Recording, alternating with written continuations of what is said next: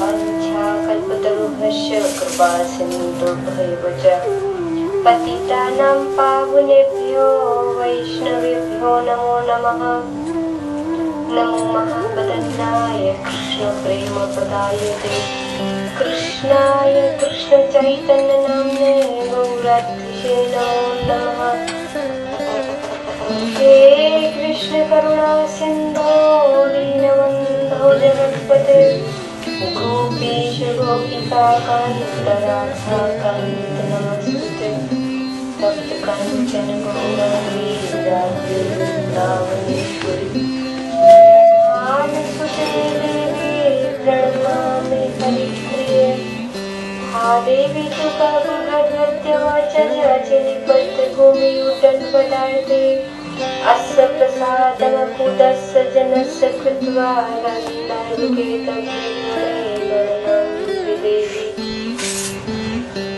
श्यामलं सदा विरवितो मन्दे कृतं देवरं जाड्यञ्जा गुरुरोच संविततं पट्टं परश्रयः वृन्दारण्यनिवासिनं मुदितसद्धामाभिरामोदरं राधास्कन्दनिवेशितो जलभुजं ध्यायेन्धामोदरं भक्त्या विनापराधलक्षितचित्तशिखामाभितरं मध्ये कृपामयीं शरणं प्रपन्ना वृन्दे नमस्ते चरणारविन्दं। गुरुवे गौरचन्द्राय राधिकायै तदालये कृष्णाय कृष्णभक्ताय तद्भक्ताय नमो नमः। श्रीकृष्ण चैतन्य प्रभु नित्यानन्द श्री अद्वैत गदाधर शिवासादि गौर भक्तवृंद। हरे कृष्ण कृष्ण कृष्ण हरे हरे हरे राम राम राम हरे हरे। सर्वप्रथम अस्मदीय गुरुपाद पद्मं विष्णुपादस्तोत्रस्य श्रीमद्भक्ति वेदांत श्रील नारायण गोस्वामी महाराज जी के चरण सरोज में अनंत कोटि दंडवत प्रणाम। तत्पश्चात मेरे उपस्थित माताओं बहनों एवं भाइयों सभी के चरणों में मेरा यथायोग्य दंडवत प्रणाम एवं अभिवादन।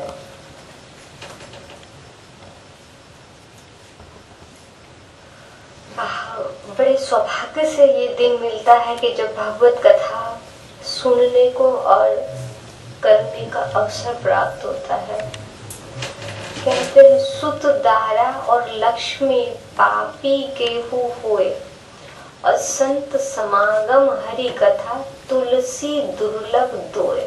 अर्थात सुत माने होता है पुत्र, दारा माने पत्नी, सुत दारा और धन लक्ष्मी पापी के भी घर में मिल जाएगा, लेकिन संतों का समागम, संतों का आना, उनके मुख से भागवत कथा श्रवण करना बहुत, जैसे तुलसीदास जी बिरले रहे इस जगत में, ऐसे ही उस बिरले सौभाग्यवान घर में पधारते हैं जहाँ साधु संत आते हैं।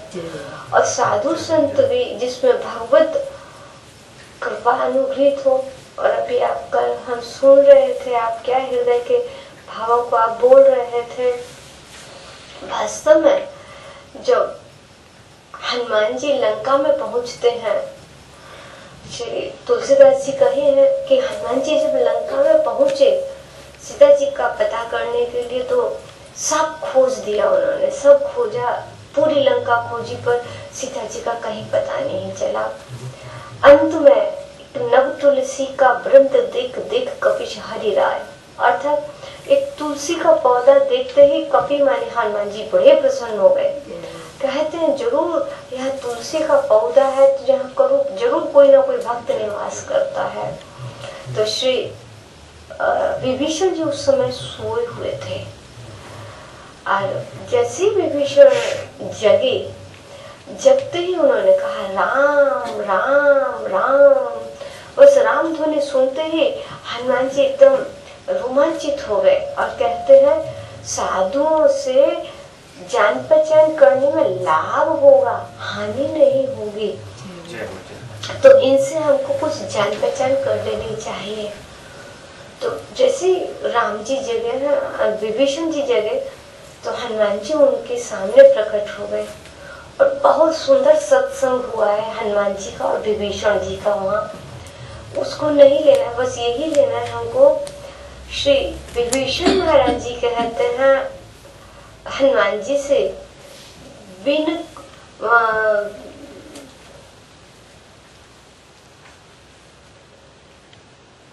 बिन विवेक बिन सत्संग विवेक न होई, राम कृपा बिन सुलभ न सोई। राम जी की कृपा के बिना वह सुलभ नहीं हो सकता है।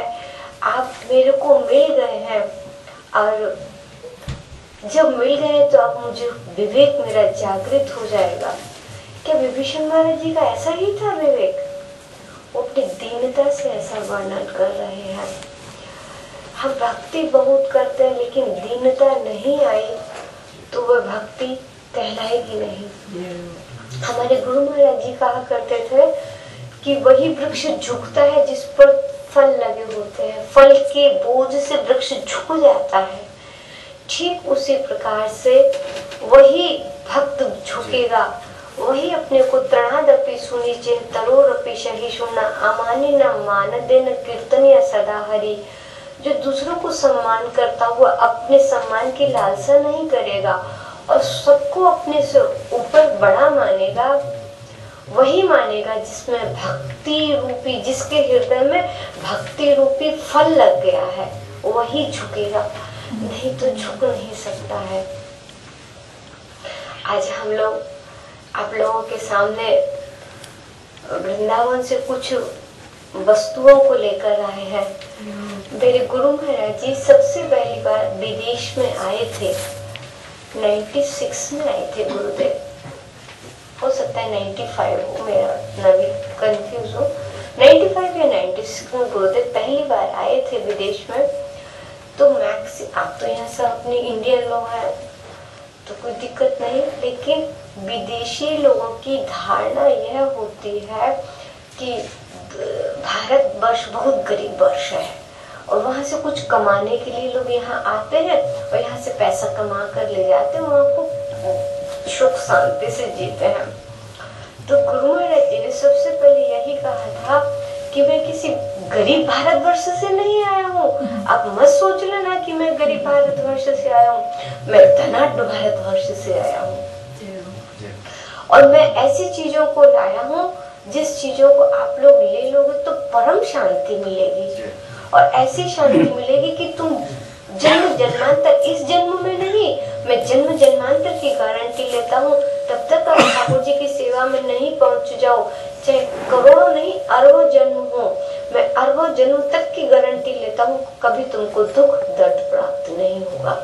मैं ऐसी संपत्ति को लेकर आया हूँ, मैं दिखाऊंगा उस वैरायटियों को, लेकिन तुम मत सोचना उस वैरायटियों को आपके कागज के टुकड़े खरीदेंगे, अर्थात डॉलर पाउंड खरीद सकते हैं उस चीज को, ना ना, उस चीज को आपके कागज के टुकड़े नहीं खरीदेंगे, उस चीज को खरीदेंगे आपका श्रद्धा। यदि आप में श्रद्धा है तो उस चीज को आप खरीदने में सक्षम होंगे, और श्रद्धा नहीं है तो मैं एक दुकान लगाने आया हूँ, उस दुकान पर देखिएगा, यदि चीज वस्तु मिल जाती है, पसंद आ जाती है तो श्रद्धा से खरीद लेना, नहीं तो मैं लौटा के ले जाऊंगा। लेकिन ये बता के जाऊंगा कि उस वस्तु को, जिस वस्तु को मैं बेचने आया हूँ, उसको यदि आप खरीद लोगे तो इस जगत के मालो माल तो होगे ही, साथ ही साथ परम शांति को प्राप्त होगे। ऐसा गुरु महाराज ने बतलाया अपने लेक्चर में। पहला लेक्चर उनका यही था। तो पहले लेक्चर में गुरु महाराज जी ऐसा बोले थे। इसी लेक्चर को सुनने के साथ ही साथ 250 लोगों ने, विदेशी लोगों ने, 250 लोगों ने उसी समय गुरु महाराज जी से इनिशिएशन ले ली थी, दीक्षा ली थी। क्योंकि गुरु महाराज जी केवल मुख से नहीं बोलते थे, उनकी ये विशेषता थी कि महाराज जी जो कुछ कहते थे उनके चरित्र में वो चीज थी, और वही चीज हम लोग सीखे हैं गुरु महाराज जी के चरणों से। हम जो कुछ बोलेंगे अपने पहले चरित्र में हो तो हम आपको उपदेश देंगे, और नहीं तो परोपदेश कुशल बहुत ये नहीं करेंगे। महाराज जी हमको ये नहीं कहते थे, महाराज जी कहते थे पहले करने से पहले तुम अपने जीवन में देखो तुमने वो सीखा है, उतारा है कि नहीं, नहीं तो उस कहने के तुम्हारे किसी पर इफेक्ट नहीं पड़ेगा हृदय में। पहले स्वयं करो अब तक उसको बोलो अपने दूसरों को। तो आज बड़ा सौभाग्य का दिवस है कि हमारे यहाँ इस मंदिर में आकर उपस्थित हुए और पिपासु लोग, भक्ति के जो पिपासु है वो सुनने को उपस्थित हुए हैं कि कुछ भक्ति जो श्रद्धा वृंदावन से हम लेकर आए हैं उसका कुछ वर्णन करके आप लोगों को नहीं, मैं अपने जीवन को ही कृतार्थ और धन्य मानूंगी। देखो सबसे पहले हमको भक्ति करने में एक बात सीखनी सबसे पहले है। क्या सीखनी है?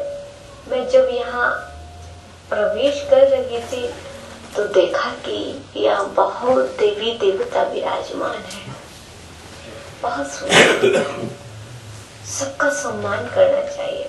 हम श्रोताओं का सम्मान करते हैं तो उसमें तो देवी देवता है, इनका अपमान हम कैसे कर देंगे? सबका सम्मान करना है, लेकिन सम्मान सबका करना है, पूजना केवल एक को ही है। श्री मीरा दीदी कही हमारी, मेरे तो गिरधर गोपाल। इस बात पर विशेष ध्यान रखेंगे तो हमसे ज्यादा लाभ ले पाएंगे, नहीं तो फिर हमको बहुत परिश्रम करना पड़ जाएगा।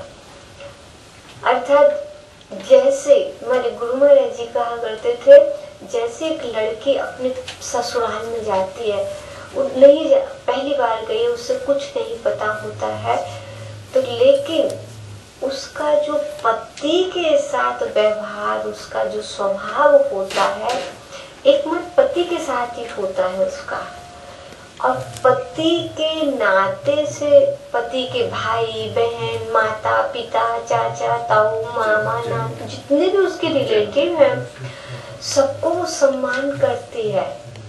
अपने पति जैसा सम्मान नहीं करती, करती सबको है, किसी का अपमान नहीं करती, सबको प्यार से सबकी सेवा भी करती है, सबकी प्रसन्न करने के लिए सब कुछ करती है, लेकिन जो उसके पति के साथ व्यवहार होता है वो व्यवहार और किसी के साथ नहीं होता है। उसी स्त्री को पतिव्रता स्त्री कहा गया है। ठीक उसी प्रकार हम लोग भी यहाँ मंदिर में विराजमान हुए, गणेश जी को भी देखा, रामचंद्र सीता जी लक्ष्मण जी को देखा, लक्ष्मी नारायण जी को देखा, कौन है संतोषी माता जी को देखा, ब्रह्मा जी को देखा, सरस्वती को देखा, कैला माँ को देखा, शंकर जी को देखा, सबको देखा, हनुमान जी को देखा। और अपने आराध्य देव सबसे पहले हम ढूंढे, मेरे आराध्य कहाँ है? देखा तो सामने ही विराजमान है, हमारा ठाकुर तो सामने है, माखन चोर चित चोर, उनको प्रणाम किया और उनके नाते से इन सबको भी प्रणाम किया, क्योंकि ये सभी गीता में कहा है कि ये सब मेरे कोई कला है, कोई अंश है, कोई मेरी विभूति है। देखिएगा श्रीमद् भागवत जी का अनुसार हम चलेंगे तो आपको प्रामाणिक बात लगेगी हमारी। हम नहीं चाहते कि कुछ हमारे मन की बात सुनो, और ना हम चाहते हैं हम तुम्हारी गप्पे सुने, ना तो हम हमारी गप्पे सुनिए आप, और ना हम आपकी गप्पे सुनना चाहते हैं। श्रीमद् भागवत जी को प्रमाण लेके चलते हैं, और जो श्रीमद् भागवत जी को मानता है वो ही भक्त कहलाता है। और श्रीमद् भागवत जी का प्रकाशन कैसे हुआ बहुत बार सुना होगा, अगर नहीं सुना होगा तो कल हम फिर प्रश्न रखिएगा हमको, तो हम सुनाएंगे। बहुत अद्भुत उनका प्रकाशन हुआ श्रीमद् भागवत जी का। तो श्रीमद् भागवत जी में लिखा है,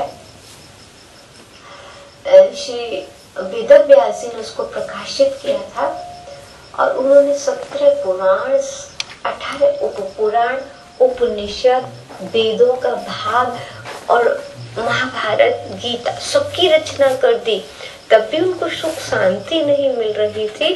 तब नारद जी ने कहा कि तुमको श्रीमद् भागवत जी प्रकाश नहीं की, क्योंकि श्रीमद् भागवत जी की हर कंडीशन, श्रीमद् भागवत जी से पहले समस्त पुराणों में तुमने कुछ ना कुछ कंडीशन लगा दी है। ये करोगे तो ये मिल जाएगा, ये करोगे तो ये मिल जाएगा, ऐसा करोगे तो ये मिलेगा।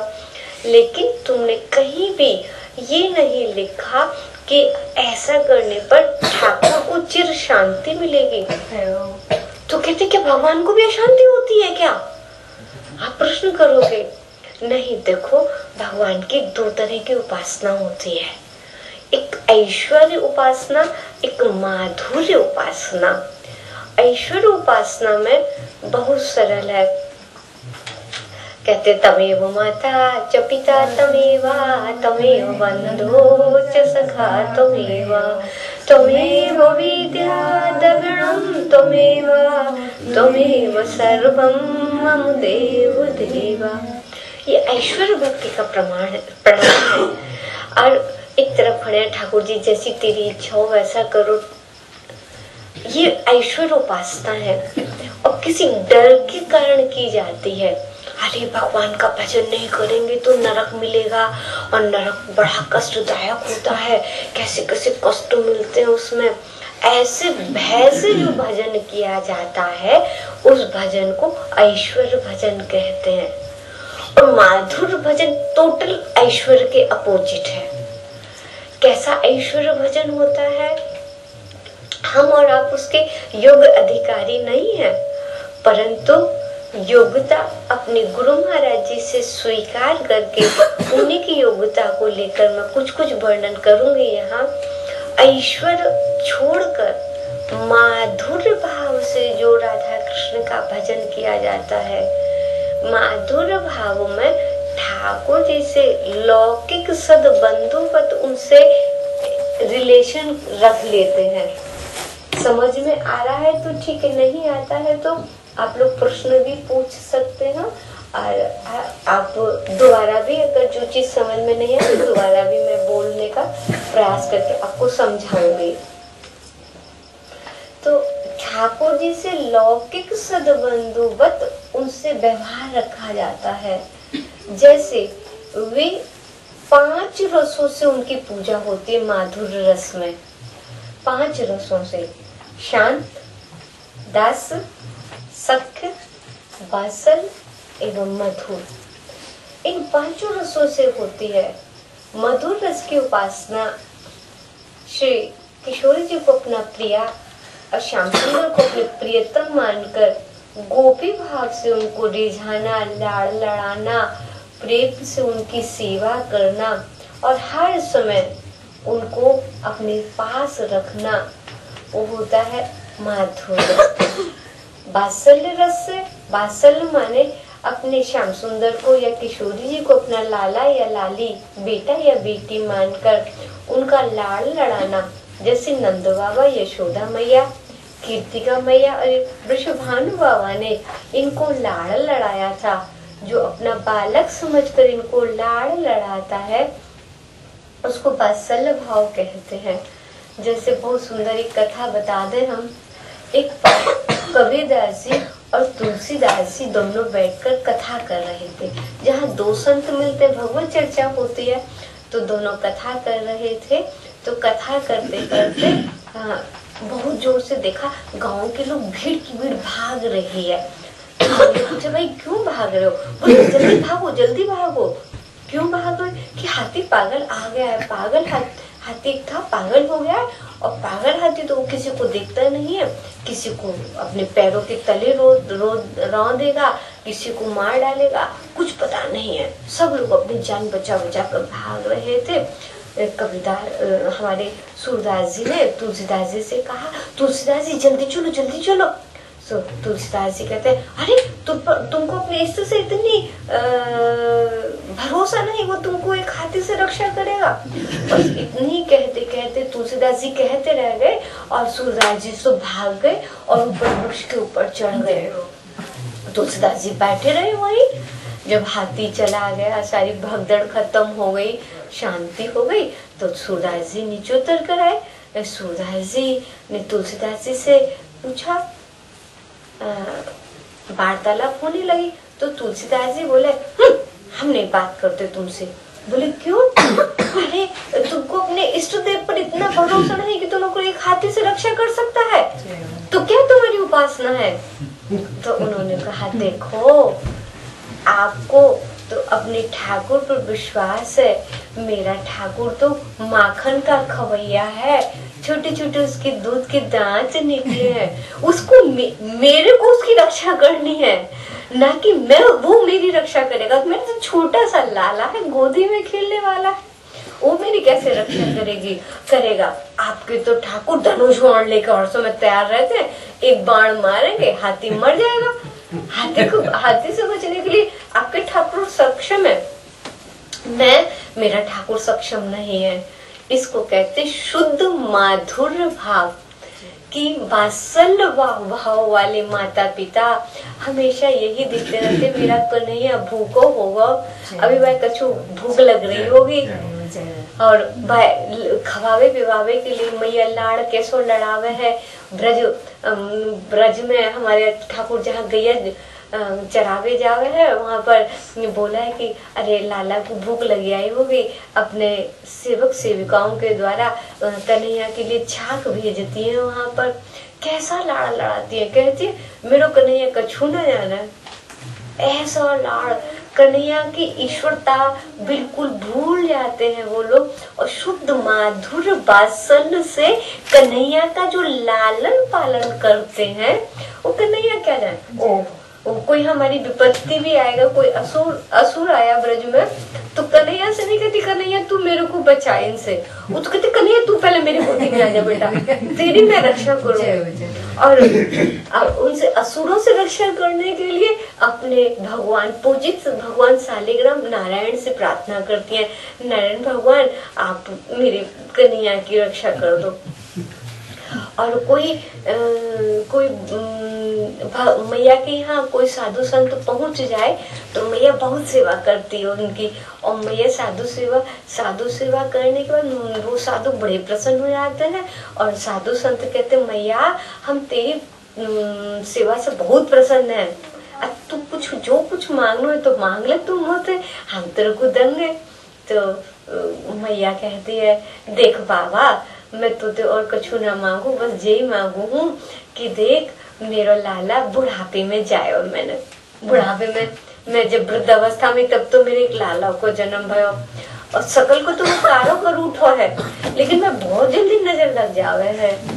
तो बस हमको यही दे, अगर तुम यही आशीर्वाद देना चाहो तो यही आशीर्वाद दो कि बाकी खूब लंबी दीर्घ आयु हो और वो स्वस्थ रहे। देखो ठाकुर के लिए मांग रही है ये आशीर्वाद, इसको कहते शुद्ध माधुर्य भाव।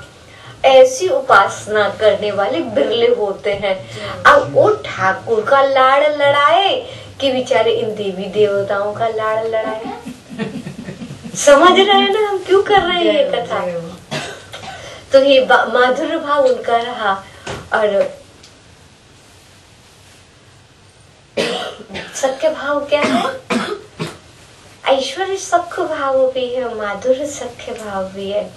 ऐश्वर्य सख्य भाव विभीषण जी का, निषाद राज गुरु का, लक्ष्मण भरत शत्रुघ्न जी का, सबका राम जी के प्रति सखा भाव था। क्या विभीषण जी या कोई राम का सखा प्रसाद पाते पाते अपनी झूठी प्लेट को कहेगा राम तुम खाओ? तो कह सकता कोई? कहे कोई प्रमाण है? सब डरते हैं। इवन ये विभीषण जी और निषाद राज गुरु और ये सब तो छोड़ दो, दूर की बात है। इवन राम लक्ष्मण भरत भी श्री राम जी की प्लेट से कुछ उठाकर नहीं खा सकते। राम जी भगवान ईश्वर है, वो झूठी हो जाएगी, अपराध हो जाएगा, ये कितना विचार रखते हैं। और अपने ब्रज में आके सखाओं को देखो क्या कहते हैं। बस एक सखा आया और बोला आज अपनी मलाई पूरी लेके आया है, आज उसकी मैया ने मलाई पूरी बनाई है, और मलाई पूरी आधी काटकर आधी हाथ में अरे कन्हैया कैसो बढ़िया मेरी मैया ने मलाई पूरी बनाई ना, खाकर तो देख। जबरदस्ती अपनी आधी कटी हुई कन्हैया के मुख में दे देते हैं वो सखा। और कबड्डी खेलते हैं, जो हार जाता है वो घोड़ा बनेगा, जीत जाते हैं उसकी चढ़ के अपने गंतव्य स्थल तक जाते हैं। तो कन्हैया जब हार जाते हैं तो भागते हैं, तो सखा कहते हैं कन्हैया देख ले तू आज भाग जाइयो, कल तो खेल में हम तो ना खिलाएंगे, तू झिरमंटो है। झिरमंटो समझते हो ना, डिसऑनेस्ट कहते हैं जिसको, तो झिरमंटा है, हम तो कल ना खिलाएंगे अपने संग। तो फिर कन्हैया लौट कर आ जाते हैं कल खेलने के चक्कर में और घोड़ा बनते हैं, और सखा उनके ऊपर बैठकर टिक टिक टिक करके घोड़ा, क्योंकि हार गए ना। ये शुद्ध सख्य भाव हर जगह नहीं मिलेगा, केवल ब्रज वृंदावन से ही मिलेगा, जिस धाम से हम लोग आए हैं।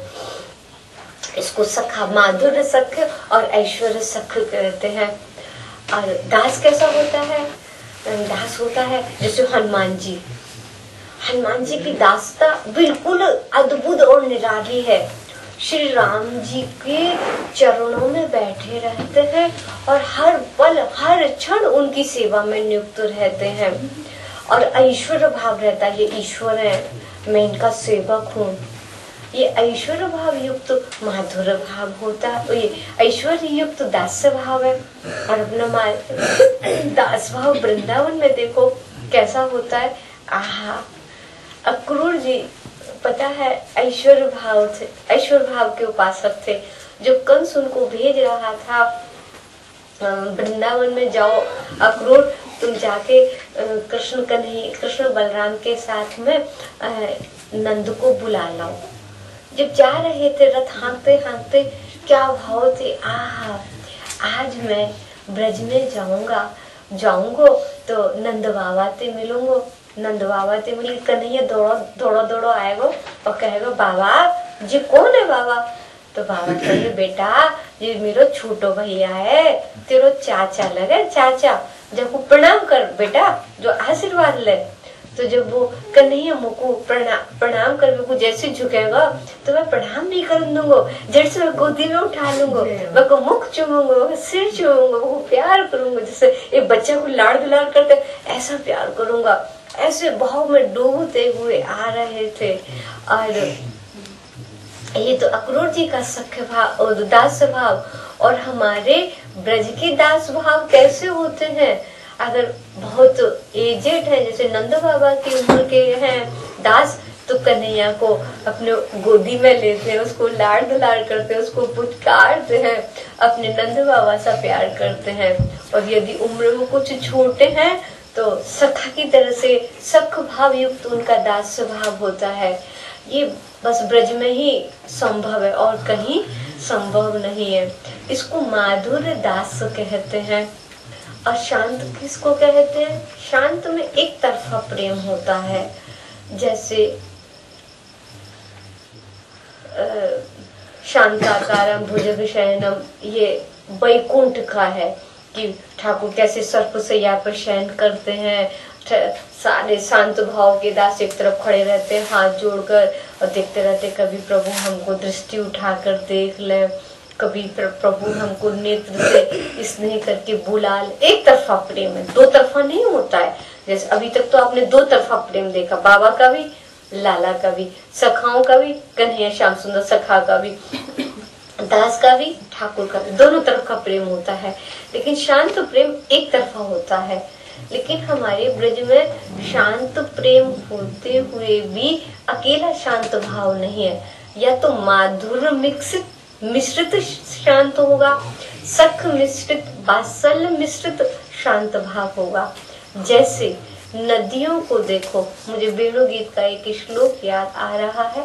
वेणु गीत में नदी एक तरफा प्रेम है, कृष्ण जाएंगे तो नदी उनको स्नेह करेगी, नदी तो उठ के कृष्ण से मिलने आने वाली नहीं है।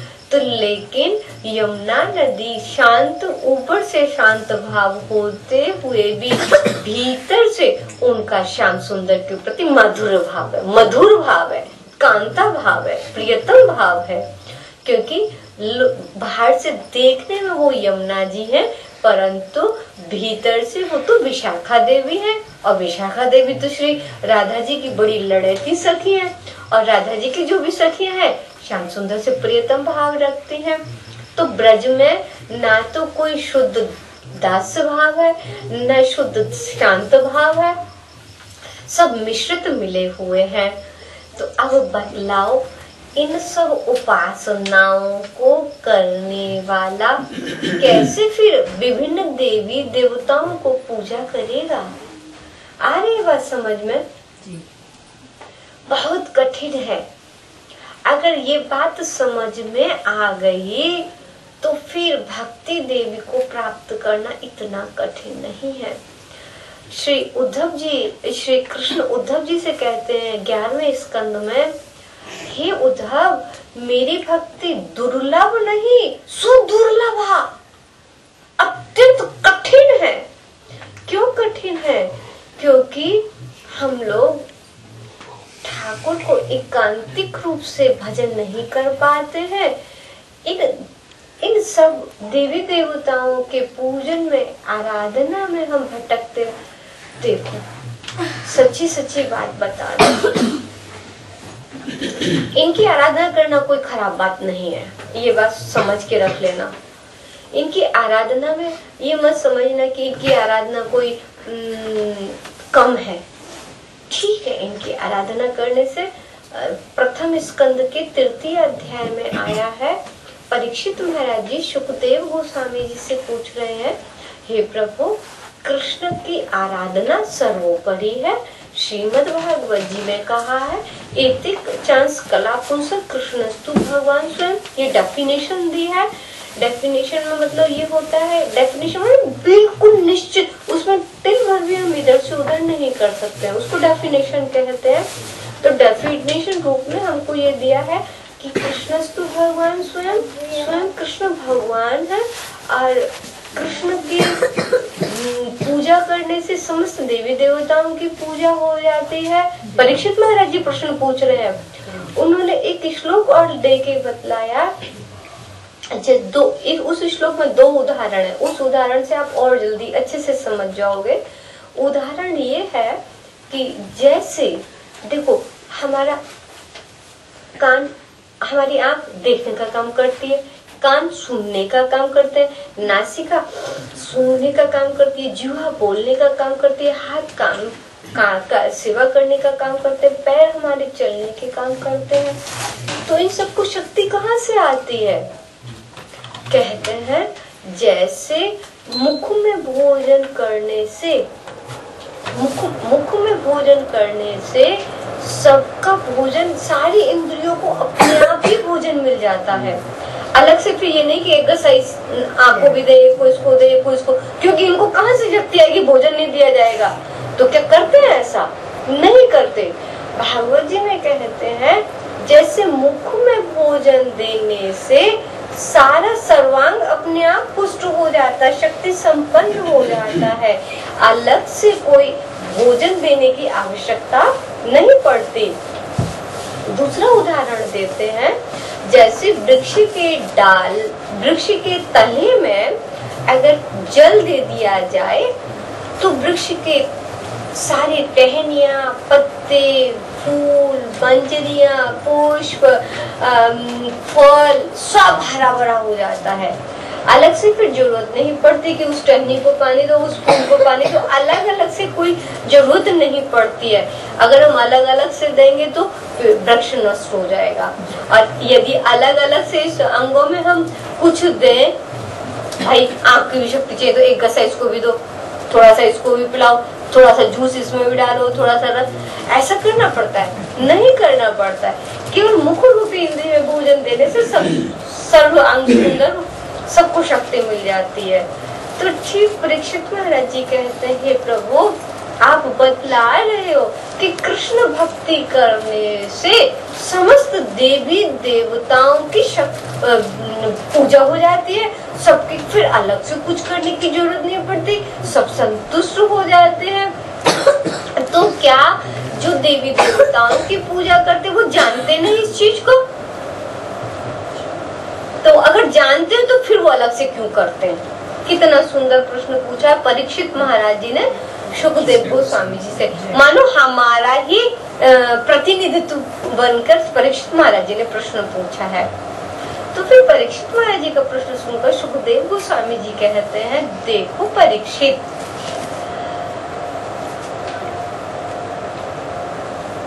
भुक्ति मुक्ति दिया सदा भक्ति राखिन लुकाइया। अर्थात भगवान ये जो श्याम सुंदर है, भुक्ति और मुक्ति देने के लिए इन समस्त देवी देवताओं को ड्यूटी दे दी है कि जाओ। क्यों इन देवी देवताओं की पूजा करते हैं? क्योंकि इनकी पूजा करने से संसार की विभिन्न कामनाएं होती हैं, उन कामनाओं को जल्दी से पूर्ण कर देते हैं ये देवी देवता। पर अथॉरिटी कौन ने दी इनको, देवी देवताओं को विभिन्न कामनाओं को पूर्ण करने के लिए? गीता में कहा ये सब मेरी विभूतियां हैं, मैं ही एक मन कमांडर हूँ इनको चलाने वाला, मैं ही इनको ताकत देता हूँ। जाओ, जो कोई आया जो कुछ संसार की इच्छा वासना तुमसे मांगे तो एक छुट्टी करो, मेरे तक आने नहीं देना, मुझे डिस्टर्ब नहीं करना। श्री श्याम सुंदर तो हमेशा किशोरी जी को, राधा जी को मनाने के लिए, उनके प्रेम का आस्वादन करने के लिए, ब्रजवासियों को आनंद देने के लिए लगे रहते हैं। उनको कहाँ फुर्सत है कि वो हम लोगों की भगवान हमारा अकाउंट बढ़ जाए, हम पर पैसा नहीं, हमारा जॉब लग जाए, बिजनेस लग जाए, बेटा नहीं है बेटा मिल जाए, कि हमको जो केस लड़ रहे हैं उसको जीत। अर्थात संसार के असंख्य कामनाएं वासनाएं होती है, उन ठाकुर को फुर्सत नहीं, क्या करें? तो जैसे एक राज्य को चलाने के लिए प्रधानमंत्री सफिशिएंट नहीं होता है, प्रधानमंत्री अपने राज्य को अच्छे से चलाने के लिए तरह तरह मंत्रियों को नियुक्त करता है। रेलवे मंत्री है, खाद्य मंत्री है, सब अलग अलग कर देते हैं, जिससे उसको टेंशन नहीं रहती कि मुझे ये भी डिपार्ट देखना है, ये डिपार्ट देखना है, ये देख, कुछ नहीं। वो एकदम निर्भय हो जाता है कि उन लोगों को हमने काम सौंप दिया, वो लोग सुचारू रूप से काम करेंगे। ठीक उसी प्रकार से श्याम सुंदर ने भी इन सभी देवी देवताओं को अलग अलग अलग जिम्मेदारियां दे दी हैं। जो तुम्हारे पास भक्त आए, तुम्हारी पूजा सेवा करे और संसार की कोई चीज मांगे तो जल्दी जल्दी दे देना उनको, मेरे पास से आने को रोक देना, मेरे पास तक नहीं आए। और मेरे पास वो ही आएगा, कौन आएगा? जिन नैनों में नीर बहा करता, उन नैनों में श्याम बसा करता है। जो मेरे लिए तड़पता है और मेरी भक्ति को पाने के लिए विकल रहता है, मुझे प्राप्त की केवल मेरे सुख देने के लिए जो मेरी भक्ति चाहता है कि हाँ, कैसे गोपियां श्याम को लाड़ लड़ाती थी, क्या कभी मेरा ऐसा सौभाग्य होगा? कभी मैं भी ऐसी सेवा कर पाऊंगी? कदा करीश्वरी है माम कृपा कटाक्ष भाजनम, कभी मैं भी ऐसी सेवा कर पाऊंगी? ऐसा जिसको लोभ होता है वही मेरी भक्ति का अधिकारी बनता है और वही मेरी भक्ति का उसको मिलती है। हर को नहीं देता हूँ, लुका के माने छुपा के रखता हूँ मैं भक्ति को और सब चीज दे देता हूँ। भक्ति माने संसार की जो चीज, ऊपर से कहते हैं हमको कुछ कामना वासना नहीं है, ऊपर से तो भगवान की पूजा करते हैं, लेकिन भीतर से तो ठाकुर को पता है ये क्यों कर रहा है, क्या चाहता है। उनसे कोई बात छुपी रहती है क्या? वो तो अंतर्यामी, हमारे अंदर की सब बात को जानते हैं। तो भगवान कहते ऐसे लोगों के लिए मेरी भक्ति सुदुर्लभ है, बहुत कठिन है, नहीं हो सकती है मेरी भक्ति। अतः उस भक्ति की प्राप्ति के लिए एकांतिक भक्ति की जरूरत पड़ेगी। तो मैंने अति संक्षेप में आपको यही वर्णन किया कि आप बस कृष्ण को सुख देने के लिए, कि ठाकुर को कैसे सुख दिया जाए, उसके लिए हमें भक्ति करनी है। जैसे देखो, एक बार अर्जुन को बहुत थोड़ा सा अभिमान हो गया था कि मैं बहुत सबसे प्रिय सेवक मैं ही हूँ, जो मैं सुख देता हूँ और श्याम सुंदर जो मेरे को सुख देते और कोई नहीं देता। उनको फॉल्स ईगो हो गया, जैसे बहुत ओवर घमंड हो गया इस बात का कि सबसे लाडला दुलारा मैं हूँ। ठाकुर ने कहा, अर्जुन तू मेरे ब्रजवासी भक्तों को नहीं जानता भैया, इसलिए तू ऐसा सोच रहा है। चल मैं ब्रजवासी भक्तों से नहीं, ब्रजवासियों के भक्तों की भक्ति करने वाले से तुझे मिला लाऊं। ऐसा मन में विचार करके कृष्ण अर्जुन के साथ चल दिए। तो जाते जाते एक संत का आश्रम पड़ा। तो अर्जुन से बोले, कृष्ण बोले कि अर्जुन मुझे थोड़ी सी प्यास लगी है, तुम अंदर जाओ और अंदर जाके मेरे लिए पानी ले आओ, मैं बाहर ही बैठा हूँ, तुम भीतर चले जाओ। कृष्ण ने की आज्ञा पाकर अर्जुन तो अंदर गया और कृष्ण बाहर ही बैठे रहे। जब संत के आश्रम में गए, जैसे हम लोग मंदिर में आए, मंदिर में देखा ठाकुर जी विराजमान है, उनके चित्रपट विराजमान है, भागवत जी, गीता जी, सब भक्ति के सारे चीजें यहाँ पे उपकरण है, वह तो उसको मंदिर कहेंगे। तो जिस साधु के आश्रम में गए तो ये सब विराजमान होना चाहिए। ये सब तो देखा नहीं अर्जुन ने। क्या देखा, कहीं ढाल लटक रही है, कहीं तलवार लटक रही है, कहीं शस्त्र सब लटक रहे उनके पूरे कुटिया में, और साधु बड़े तन में होकर एक चक्कू पर धार धर रहे हैं। बड़ा आश्चर्य हुआ, ये क्या, ये कैसा साधु? और ठाकुर ने कहा ये साधु है। तो उसमें तो अब सत्यम, ये तो सत्य बोलने वाले हैं, झूठ तो बोलते नहीं है कन्हैया हमारे। तो ये कैसा साधु? साधु तो है लेकिन समझ में नहीं आया कैसा साधु है। तो बोले बाबा दंडौत। अर्जुन गया तो बाबा दंडौत। बाबा ने बड़े रूखेपन में कहा बात है, चुआ मरा तू, ऐसा बोले, क्यों विक्षेप कर रहा है मुझे? बोले बाबा मैं एक बात पूछना चाहूँ। जल्दी पूछ। वो धार से भी हटा नहीं, वो धार दे रहा है अपना निगाह उसकी धार देने में, उसकी ओर नहीं है, धार देनी उसकी बंद नहीं हुई। बोले क्या पूछना चाहता है, पूछ। बोले साधु बाबा आप देखने में तो साधु जैसे लग रहे हो और बड़े विरक्त हो, कुछ भी आपका आपके शरीर पर साधुओं के अलावा कोई चिन्ह नहीं दिखाई पड़ रहा, लेकिन मुझे बड़ा आश्चर्य हो रहा है, ये ढाल तलवार ये सब अस्त्र शस्त्र लटक रहे हो, विशेषकर इस पर जो तुम धार दे रहे हो चक्कू पर, इसका मतलब क्या है, क्यों दे रहे हो? तो साधु बोले तू जानता नहीं? बोले नहीं मैं नहीं जानता। तो बोले मैं इतनी जोर से गुस्सा में बोले, मैं अर्जुन को मारने के लिए ये चक्कू पे धार डाल रहा हूँ। अर्जुन तो सक पका गया। अर्जुन ने कहा अरे ठाकुर तू हमको महाभारत से बचा कर ले आया, अब इस साधु से मरवाने के लिए यहाँ भी गया तूने। तो अब सोचो अर्जुन सामने खड़ा, उसकी क्या हालत हुई होगी। जो भी था अर्जुन थोड़ी देर तो चुप रहा, फिर अपने को संभाला बड़ी मुश्किल से और उसने कहा कि मैं पूछना चाहता हूँ कि अर्जुन ने ऐसा क्या दुष्कर्म किया कि तुम उसको मारोगे चक्कू से, जान से मार दोगे? और कैसा दुष्कर्म किया उसने? बाबा अगर मैं इस योग हूँ तो तुम कुछ मुझे बतलाओ।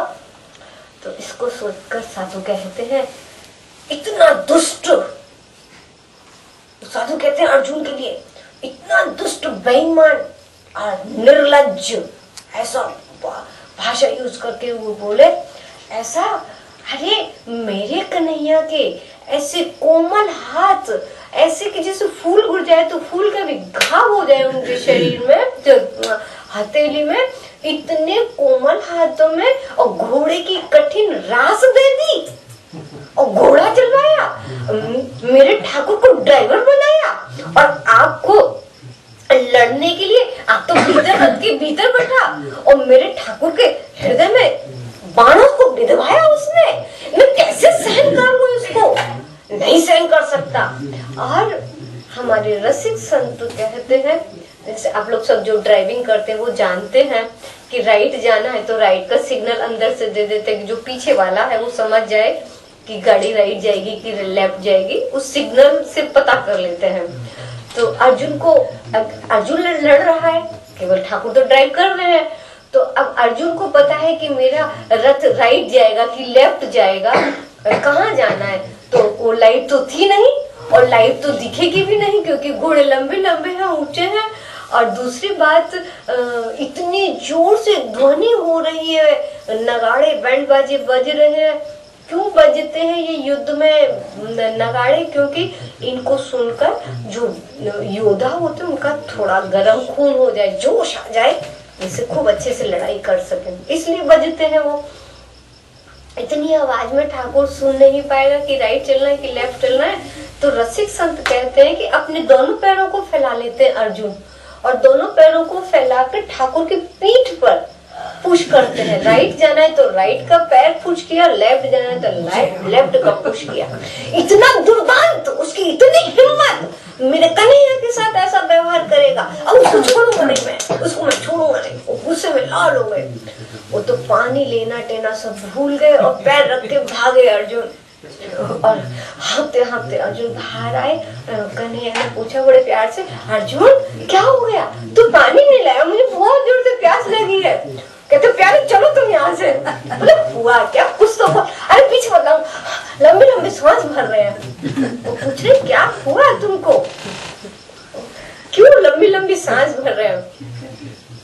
कुछ नहीं बोला, आंखों में आंसू भरे हुए बोले, श्याम सुंदर आज मैं समझ गया, मुझे ऊपर का अभिमान हो गया कि मेरे समान और कोई भक्त नहीं है, आपको कोई लाड़ दुलार करने वाला नहीं। लेकिन आज मैं समझा मेरे समान कोई नीच व्यक्ति नहीं है, मेरे समान कोई दुष्ट व्यक्ति नहीं जो आपको इतना कष्ट दिया। इतना कष्ट मैंने दिया, आप ऐसे ऐसे सुकुमार होने के बावजूद भी युद्ध लड़ने के बाद में ठाकुर क्या करते थे, अर्जुन के घोड़ों की मालिश करते थे, उनको खिलाने को देते, उनको पिला किसे कर, और फिर रात में द्रौपदी के साथ में पूरा मैनेज करते कि कल कौन योद्धा किससे कौन लड़ेगा, कौन युद्ध चलाए, कौन रथ कहाँ से आएगा, कैसे आक्रमण होगा, सब मैनेज प्लानिंग प्लानिंग करके फिर दूसरे दिन युद्ध तैयार होता था, तब युद्ध में लड़ाई होती थी। लेकिन आज मैं समझा हूँ कि हाँ, ब्रजवासियों के भक्तों का ये भाव, तो उन ब्रजवासियों का क्या भाव रहा होगा। देखो यशो कुंती मैया पूछती है कृष्ण से, कृष्ण जाते हैं द्वारका में, तो वो कहते बुआ मैं तुमको कुछ वरदान देना चाहता हूँ, तुम कुछ वरदान मांग लो।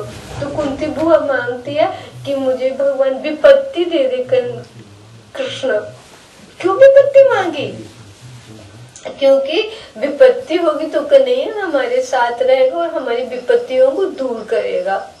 और यशोदा मैया होती तो कैसे कुंती मैया को एक सटाक डांट लगाती, बहुत जोर से कहती, अरे मेरो कन्हैया हमेशा बेचारो केवल माखन मिश्री को खवैया है, बाबा कहाँ से शक्ति आई, कैसे दूर है वो, दूर बहुत पतला है वो, पतला है ये, और कहाँ वो थोड़ी ना भगवान है। नहीं भगवान मानती है, कृष्ण का कैसा लाड़ लड़ाती है। कुंती मैया का भाव टिक नहीं सकता यशोदा मैया के सामने। वो तो अपने अबोध बालक की तरह से उनको कैसे लाड़ लड़ाती थी, कैसा प्यार करती थी। कहाँ वो एक प्रकार की भक्ति। और बहुत लोग हैं जो कुंती जैसी भी भक्ति मांगते हैं। तो हम तो ब्रज वृंदावन से आए हैं ना, तो ब्रजवासियों की भक्ति से रंगे चंगे हैं, तो वही भक्ति रग रग में भरी हुई है। तो यही आप लोगों से हम सिखाने के लिए आए हैं कि ठाकुर को अपना प्रियतम या अपना बच्चा या अपना सखा या अपना प्रभु कुछ एक संबंध स्थापित करके उससे भजन करो, उसमें जो सुख मिलेगा और किसी में सुख नहीं मिलेगा। और देखो ये संबंध कौन जोड़ेगा? अपन नहीं जोड़ सकते कन्हैया से ये संबंध, राधा जी से, क्योंकि अपने में ताकत नहीं है कि हम उनसे ऐसा संबंध जोड़ सकें। ताकत है हमारे गुरु वैष्णवों में, क्योंकि उन लोगों में ये ताकत होती है, उन लोगों में ये नेत्र होते हैं, वो हमारे आत्मा के स्वरूप को जानते हैं कि ये किशोरी जी के, ठाकुर जी के कौन लगते हैं, कौन है। वो इनिशिएशन साधारण लोगों की तरह से दीक्षा नहीं देती कि कान में मंत्र दे दिया, फूंक दिया और तुम भागो और हम अपने अलग भागे। पैसा जो प्रणामी मिली पॉकेट में रख ली और तुमसे हमारा काम नहीं, हमारा तुमसे काम नहीं। ऐसा होता है, लेकिन हमारे जो गौड़िया संत होते हैं ऐसे नहीं है। कहते हैं, मैं आपको अपने गुरु महाराज जी का एक बहुत सुंदर उदाहरण देके बताऊंगी कि मेरे गुरु महाराज जी कैसे थे। हम कैसे भाग्यशाली हैं कि जो उनकी चरणों उनकी शरणागत होकर उन्होंने हमको अपना लिया। कोई बल नहीं, कोई हम न भजन की शक्ति है, न साधन है, न कोई भी, तो कोई तो हमारी एक्टिविटीज अच्छी गुड एक्टिविटीज हो, गुड क्वालिटी हो, जिससे कि हम कहें कि महाराज जी को खरीद लिया ना।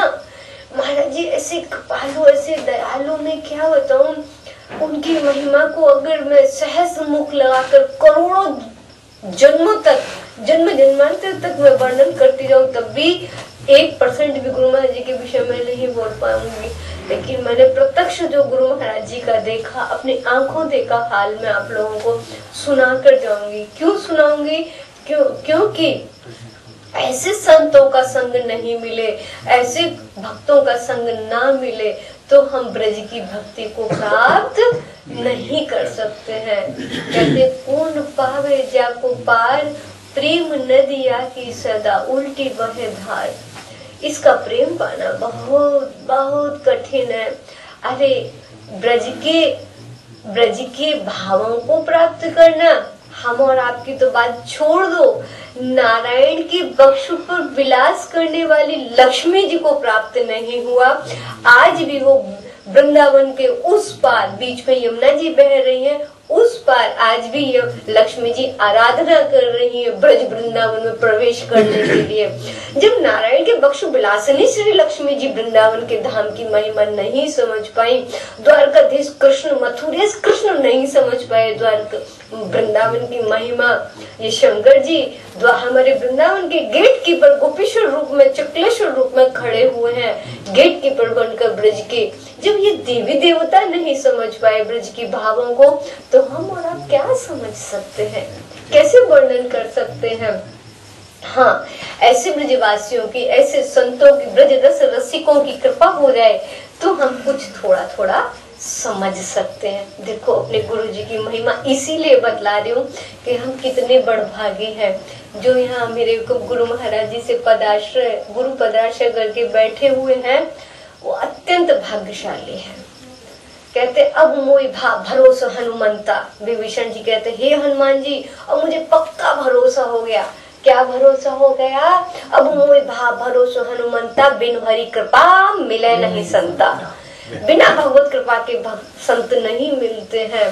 तो उसका प्रमाण देखो क्या है कि मैं गुरु महाराज जी के बहुत छोटे से बचपन में ही महाराज जी के पास आ गए थे। हम अपने गुरु महाराज जी की गोदी में खेले खाए पिए हैं हम लोग, बड़ा भागी। हम ऐसे समझते थे मेरे माता है तो पिता है तो भाई है, बंधु है, जो भी संसार में जितना भी रिलेशन जो भी है सब महाराज जी का, सबका लाड तो गुरु महाराज जी से पाते थे। और कभी भी ये आशा नहीं रही कि अरे चाचा ने हमको नहीं पूछा या उन्होंने हमको लाड नहीं। इतना हमारे गुरुदेव कहा करते थे कि एक शिष्य को भक्ति में लगाने के लिए और वो खरवों माता पिता का लाड़ देना पड़ता है उसको, जब एक माता पिता के लाड़ को भूलता है। और हमारे भक्ति सिद्धांत सरस्वती प्रभुपाद ठाकुर कहे हैं एक जीव को भक्ति में लगाने के लिए हजारों गैलन खून खर्च करना पड़ता है, तो उस जीवात्मा को भक्ति में लगाया जाता है, ऐसे नहीं लगाया जाता। हम तो महाराज जी के चरणों में बचपन से ही आ गए थे तो कभी कोई जरूरत नहीं पड़ी।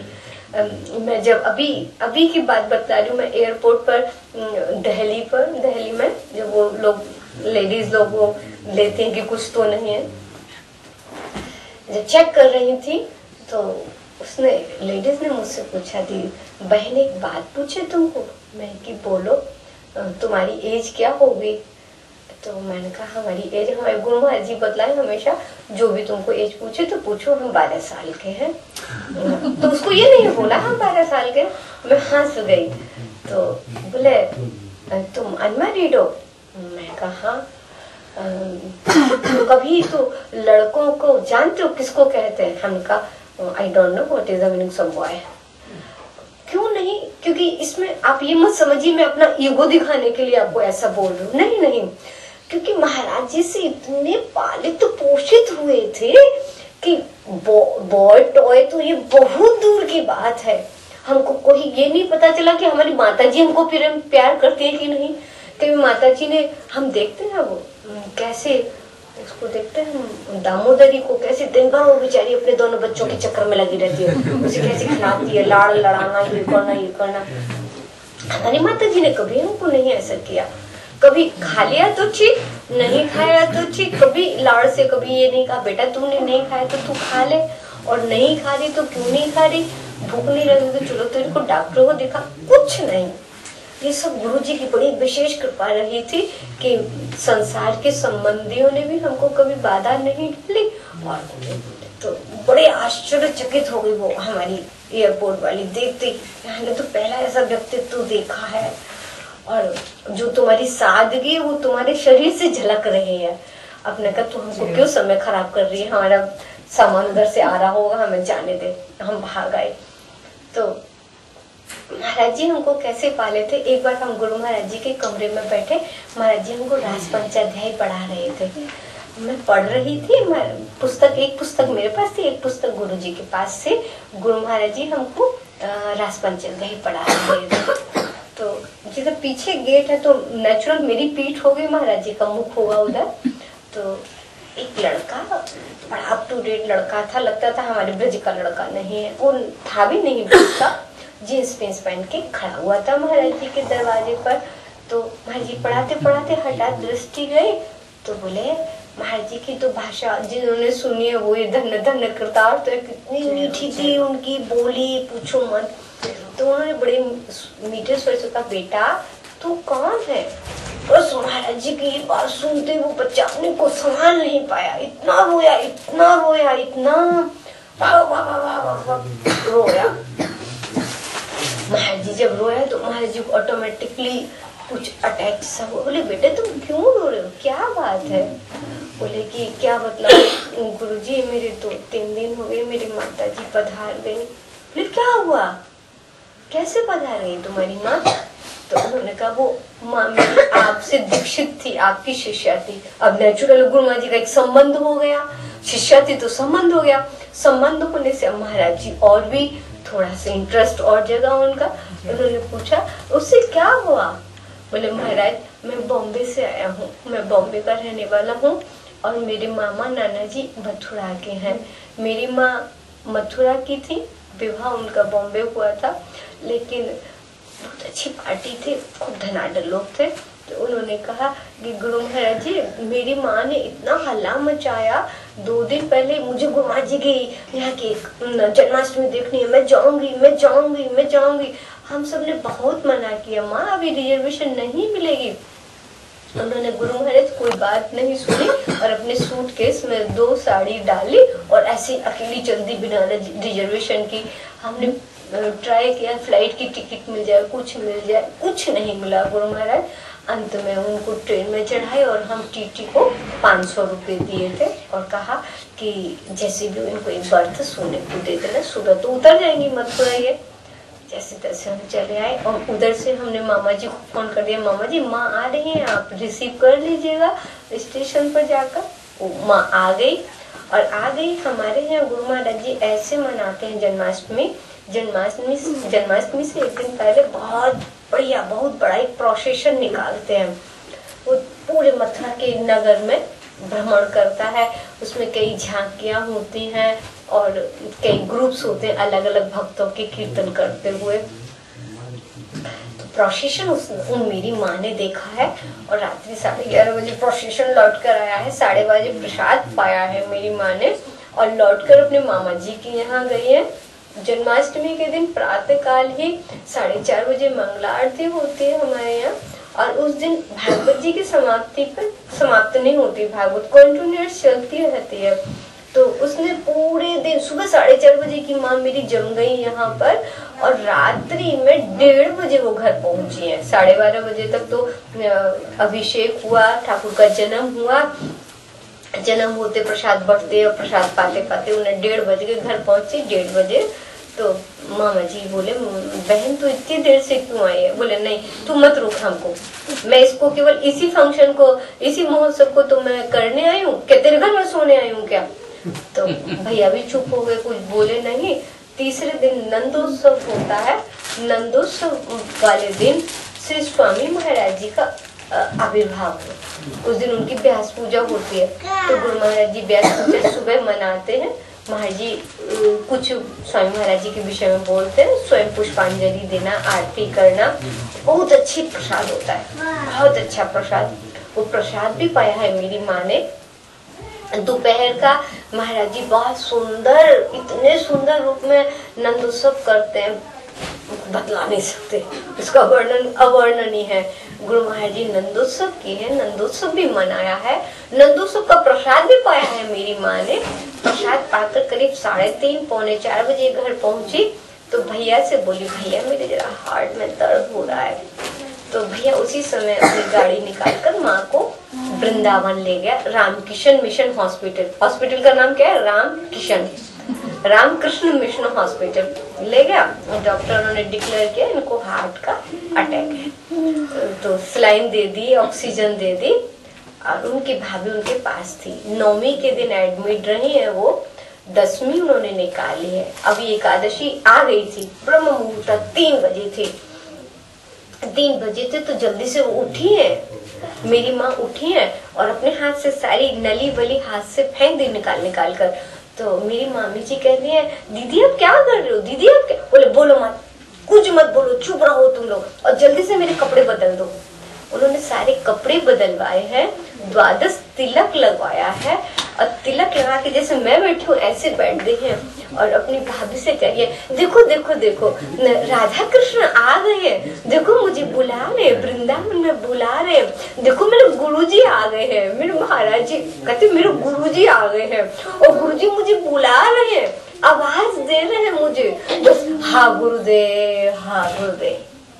शरीर छोड़ दिया, पूरा शरीर हो गया। वो बच्चा सुना रहा था, गुरु महाराज जी सुन रहे थे।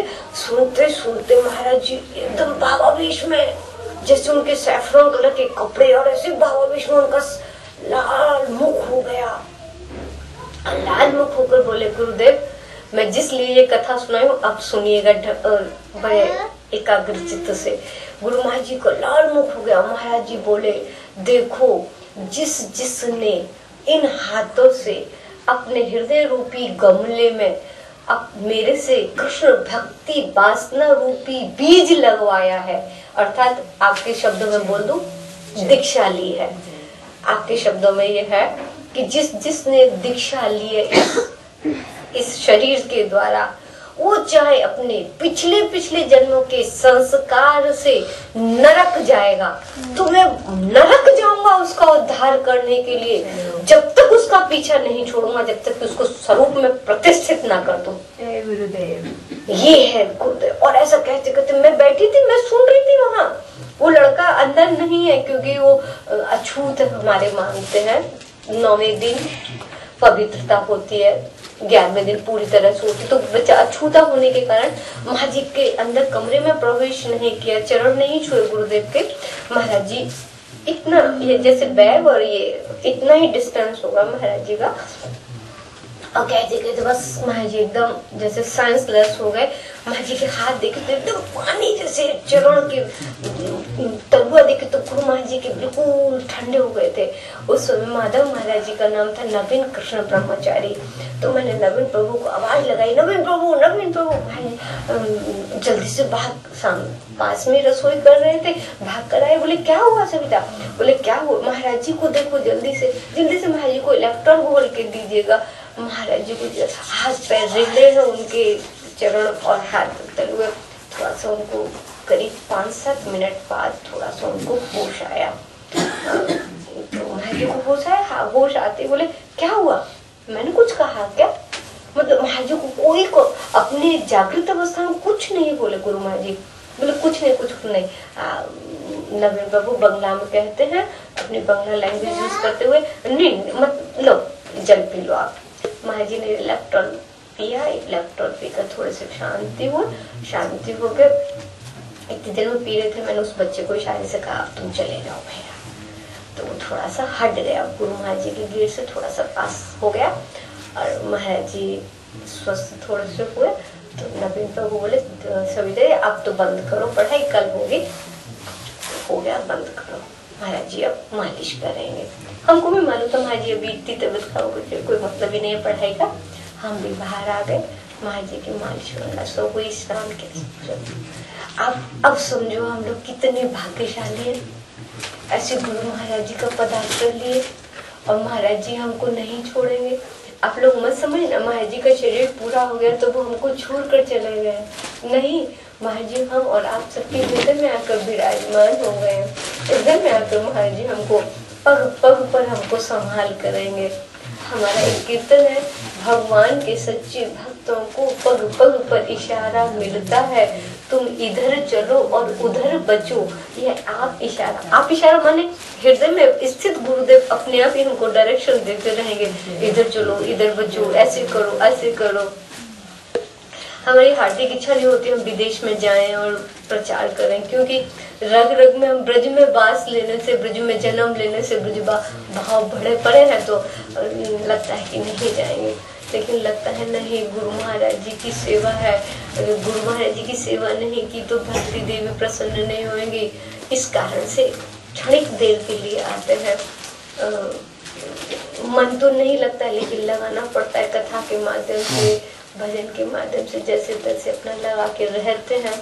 और 1 महीने के लिए सबसे लंबा टूर है, 1 महीने के अगर ज्यादा होगा तो हम तो यही मर के हमारा तो डेड बॉडी जाएगी यहाँ से, हम नहीं रह सकते। हमको तो लगता है आप लोग कैसे रहते हो, जैसे ठाकुर जी की इच्छा, जहाँ भी रख ले शरीर को गुरु महाराज जी के समर्पित है। महाराज जी से चाहे प्रचार कराएं, चाहे बुकों का पब्लिकेशन कराएं, चाहे कथा करवाएं, महाराज जी का शरीर हमारा भी शरीर नहीं है, तो गुरु महाराज जी के समर्पित है। जैसे रखें राजी है उसमें, जिसमें उसकी रजा है, तो हम तो उसमें ही प्रसन्न रहेंगे। और महाराज जी से यही आशीर्वाद मांगेंगे कि महाराज जी यहाँ जितने भी श्रोता बैठे हैं इन सब पर भक्ति की कृपा दृष्टि रखिए, जो भी हो इनके सबके हृदय में शिव भक्ति देवी विराजमान हो, कि ये समझ सके कि हमारे और आपके हृदय की भावनाओं को समझ सके कि हम किस भावना से हम ये सब कथा कर रहे हैं। हमको किसी देवी देवता से थोड़ी ना कोई लड़ाई है या कोई हमारी दुश्मनी है या कुछ है, ऐसा कुछ नहीं समझिएगा। बस यही है कि सभी देवी देवता हम लोगों पर प्रसन्न होइए, हमको भक्ति लाइन में धक्का देकर आगे बढ़ाइएगा। इन्हीं प्रार्थना से आपके चरणों में बार बार वंदना करते हैं। हमको समय बताइए, हमको और कितनी कथा करनी है कि हो गया टाइम? बस जी अब खत्म होने वाला है, हमें भजन करके आरती हमें करना है। हाँ, आरती करना है, भोग